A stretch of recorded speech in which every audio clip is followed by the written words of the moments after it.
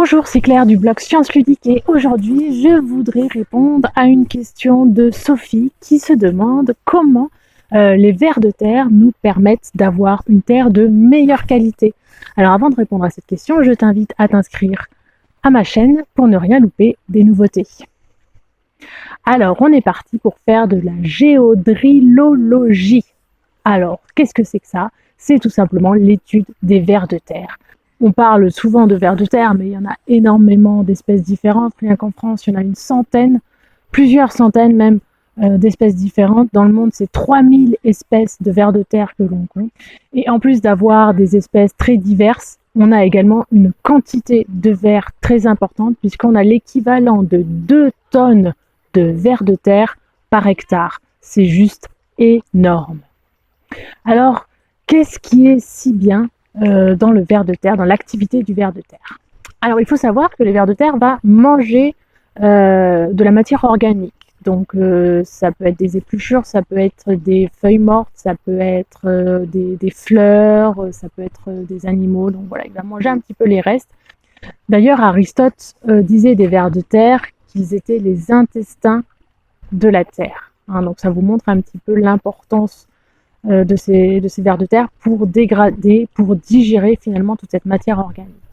Donc le ver de terre va manger cette matière organique et il va la digérer comme n'importe quel organisme digère ce qu'il mange, et du coup il va rejeter ce qu'on appelle un petit peu du fumier de ver de terre, et ce fumier de ver de terre va être très riche en azote, potassium, magnésium, calcium.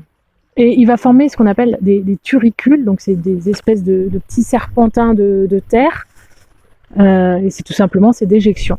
Et donc ces déjections sont très riches en éléments qui sont directement assimilables par les plantes, qui vont aider les plantes à pousser rapidement et de manière importante. L'autre avantage des vers de terre, c'est qu'ils creusent énormément de galeries. Donc, ce qui veut dire qu'ils vont prendre la matière organique, ils vont l'emmener au plus profond de la terre. Donc, il va y avoir un espèce de brassage qui va se faire. Ces galeries vont également permettre à l'eau de s'infiltrer, donc de pénétrer profondément dans la terre.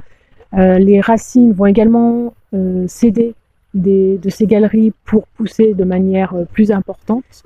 Ce qui veut dire qu'en fin de compte, le ver de terre, il va effectivement produire un terreau intéressant en détruisant la matière organique et en la transformant en éléments assimilables par les plantes, mais il va également façonner la terre de telle sorte que les plantes puissent pousser plus facilement.